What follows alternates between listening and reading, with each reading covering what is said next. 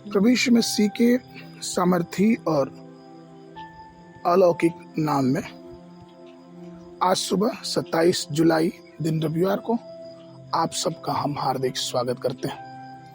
आज के दिन के लिए जो वचन लिया गया इफिसियों की पत्री उसका 6 अध्याय 12 पद। क्योंकि हमारा यह मल्लयुद्ध लहू और मांस से नहीं परंतु प्रधानों से और अधिकारियों से और इस संसार के अंधकार के हाकिमों से और उस दुष्टता की आत्मिक सेनाओं से है जो आकाश में है। प्रियो, आज का विषय है विजय की राह पर चले। आप जानते हैं और बाइबल इस बात को भी बताती है कि 2000 वर्ष पहले परमेश्वर प्रभु यीशु मसीह जब कलवरी क्रूस पे मारे गए, अपने लहू को बहाया, उसी समय शैतान के सिर को कुचला गया, लेकिन अभी भी उसको अनंत झील में नहीं डाला गया। और इसी कारण आज भी पाप, व्यभिचार, गलत बातों से वो लोगों को गुमराह करता है। इसलिए यीशु मसीह जब इस दुनिया से स्वर्ग में जा रहे थे तो उन्होंने अपने लोगों को ये आशीष दिया। मरकुस 16, 17, 18 पद में, 16 अध्याय उसको 17 और 18 पद में वचन कहता है, और विश्वास करने वालों में ये चिन्ह होंगे कि वे मेरे नाम से दुष्ट आत्माओं को निकालेंगे, नई नई भाषा बोलेंगे, सांपों को उठा लेंगे, और यदि वे नाशक वस्तु भी पी जाएं तो भी उनकी कुछ हानि न होगी। वे बीमारों पे हाथ रखेंगे और वे चंगे हो जाएंगे।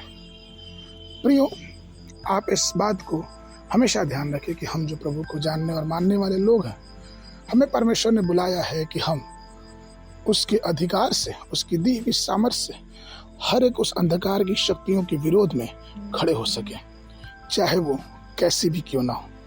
जब हम प्रार्थना करते हैं और अपनी सोच को उस प्रार्थना की सामर्थ्य से जोड़ते हैं तो हम देखते हैं कि हमारे जीवनों में परमेश्वर एक अलग प्रकार के सामर्थ्य को लेके आता है। वो सामर्थ्य जो सांसारिक नहीं होती, वो सामर्थ्य जो शारीरिक नहीं होती, ये सामर्थ्य परमेश्वर की आत्मा की दी हुई होती है। और इस सामर्थ्य से हम विजय के उस मार्ग पर चलते हैं जो परमेश्वर हमारे लिए करता है। इसलिए जरूरी है कि हम और आप व्यक्तिगत प्रार्थना में अपने जीवनों को बताएं, क्योंकि प्रार्थना हमारे जीवनों को एक सामर्थ्य से भरता है। प्रार्थना हमारे जीवनों के लिए एक मार्ग खोलता है।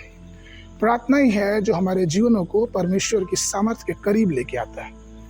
इसलिए प्रियो, हमें चाहिए कि हम ये ना भूलें कि हमारे जीवन का एक महत्वपूर्ण हिस्सा प्रार्थना का अधिकार रखता है।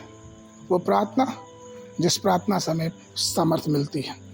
इसलिए प्रार्थना की राह को कभी ना भूलें, क्योंकि प्रार्थना ही है जो हमारे जीवनों में एक सामर्थ्य को लेके आता है।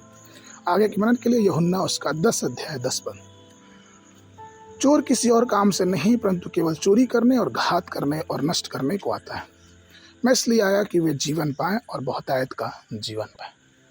बाइबल अध्ययन के लिए सुबह के समय भजन संगीता उसका 43, 44 और 45 अध्याय। संध्या के समय प्रेरितों के काम उसका 27 अध्याय 27 पद से लेकर 44 पद तक। परमेश्वर आप सबको आशीष देवे।